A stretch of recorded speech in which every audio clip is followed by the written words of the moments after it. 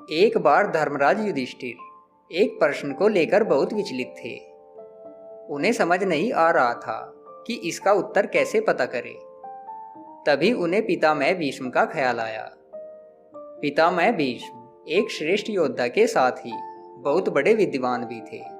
युधिष्ठिर पितामह भीष्म के पास पहुंचे और बोले, हे तातश्री, मैं कई दिनों से एक प्रश्न से विचलित हूँ। क्या आप मेरी एक दुविधा दूर करने में सहायता करेंगे? पितामह बोले, Now book domestic and international flight tickets, hotel and domestic holiday packages at very affordable price. For booking and inquiry, please call on 9999281246 or email us at themaxtrip@outlook.com. The Max Trip Holidays, your trusted travel partner. अवश्य पुत्र, पूछो क्या प्रश्न है।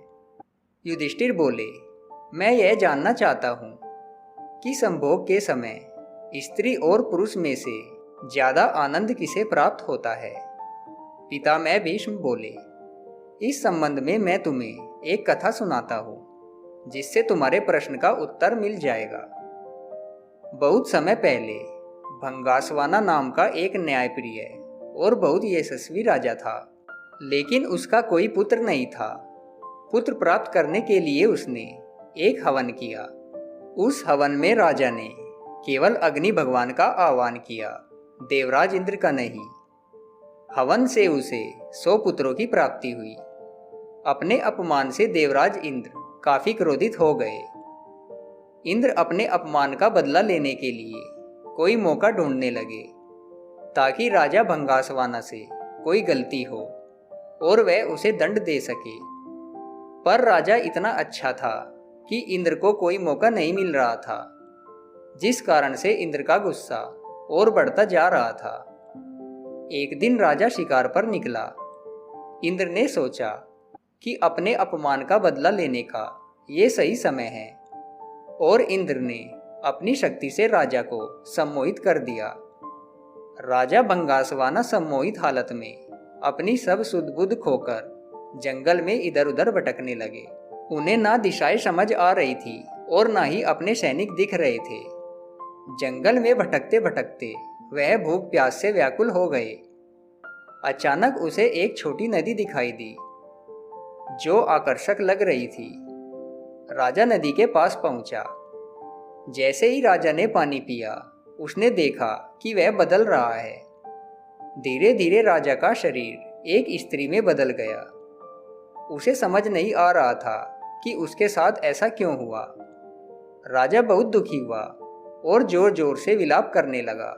राजा सोचने लगा कि हे भगवान, इस अनर्थ के बाद मैं अपने राज्य वापस कैसे जाऊंगा। मेरी रानी जो मेरी प्रतीक्षा कर रही है और यज्ञ से जो मुझे पुत्र प्राप्त हुए हैं, उनसे कैसे मिलूंगा और अपनी इस दशा के बारे में उन्हें क्या बताऊंगा। मेरे पौरुष के साथ साथ मेरा राजपाट भी सब चला जाएगा। मेरी प्रजा का क्या होगा। इस तरह से सोचता और विलाप करता राजा अपने राज्य वापस लौटा। स्त्री के रूप में जब राजा वापस पहुंचा तो उसे देखकर सभी लोग अचंभित रह गए। राजा ने सभा बुलाई और अपनी रानियों, पुत्रों और मंत्रियों से कहा कि अब मैं राजपाट संभालने के लायक नहीं रहा हूं, अतः मैं राज्य छोड़कर जंगल में जा रहा हूं और अपना बाकी का जीवन वहीं बिताऊंगा। ऐसा कहकर वह राजा जंगल की तरफ प्रस्थान कर गया।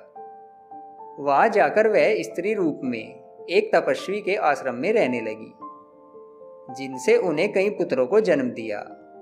बाद में वह अपने उन पुत्रों को भी अपने पुराने राज्य ले गई और अपने पहले बच्चों से बोली, तुम मेरे पुत्र हो जब मैं एक पुरुष था।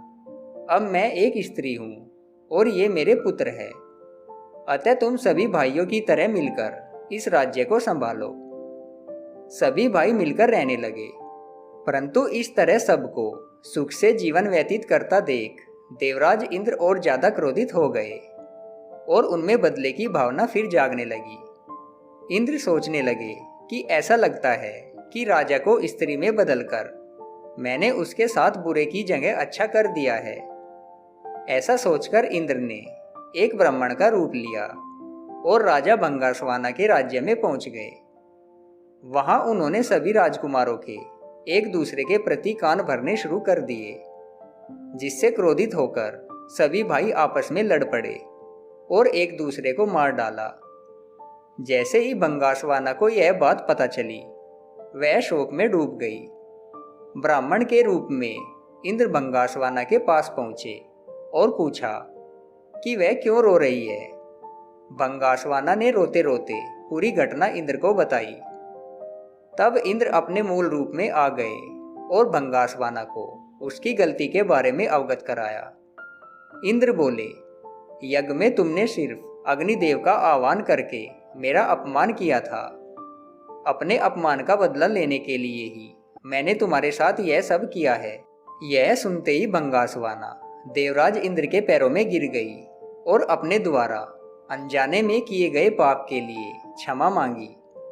राजा की ऐसी दयनीय दशा देखकर इंद्र को दया आ गई। इंद्र ने राजा को माफ करते हुए अपने पुत्रों को जीवित करवाने का वरदान दिया। देवराज इंद्र बोले, हे स्त्री रूपी राजन, तुम अपने पहले वाले या बाद वाले बच्चों में से किन्हीं एक को ही जीवित करा सकते हो। बताओ किसे जीवित कराना चाहते हो। भंगासवाना ने इंद्र से कहा, अगर ऐसी बात है तो मेरे उन पुत्रों को जीवित कर दो जिन्हें मैंने स्त्री की तरह पैदा किया है। इंद्र ने इसका कारण पूछा तो राजा ने जवाब दिया, हे देवराज इंद्र, एक स्त्री का प्रेम एक पुरुष के प्रेम से बहुत अधिक होता है, इसलिए मैं अपनी कोख से जन्मे बच्चों का जीवनदान मांगती हूँ। इंद्र यह सब सुनकर प्रसन्न हो गए और उन्होंने राजा के सभी पुत्रों को जीवित कर दिया। उसके बाद इंद्र ने राजा से कहा कि तुमने अपने द्वारा किए गए पाप को स्वीकार करके और क्षमा मांगकर अपने पापों का प्रायश्चित कर लिया है। अब मैं तुम्हें वापस पुरुष बनाना चाहता हूँ। देवराज की बात सुनकर भंगासवाना ने साफ मना कर दिया। स्त्री रूपी भंगासवाना बोला, हे देवराज इंद्र, मैं स्त्री रूप में ही खुश हूँ और अब मैं स्त्री ही रहना चाहता हूँ। मुझे अब पुरुष नहीं बनना है। यह सुनकर इंद्र को आश्चर्य हुआ और उत्सुकता से पूछा कि ऐसा क्यों राजन? क्या तुम वापस पुरुष बनकर अपना राजपाट नहीं संभालना चाहते? भंगासवाना बोला, नहीं देवराज, अब मुझे राजपाट का कोई मोह नहीं रहा। संभोग के समय स्त्री को पुरुष से कई गुना ज्यादा आनंद की तृप्ति और सुख मिलता है, इसलिए मैं स्त्री ही रहना चाहूंगा।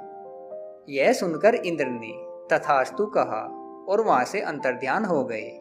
इसके बाद पितामह युधिष्ठिर से बोले, हे युधिष्ठिर, अतः यह बात स्पष्ट है कि संभोग के समय स्त्री को पुरुष से ज्यादा सुख और तृप्ति मिलती है। दोस्तों, उम्मीद है आपको वीडियो पसंद आया होगा। वीडियो को लाइक और शेयर जरूर करें और ऐसी ही मोटिवेशनल और आध्यात्मिक वीडियोस के लिए हमारे चैनल को सब्सक्राइब जरूर कर लें। धन्यवाद।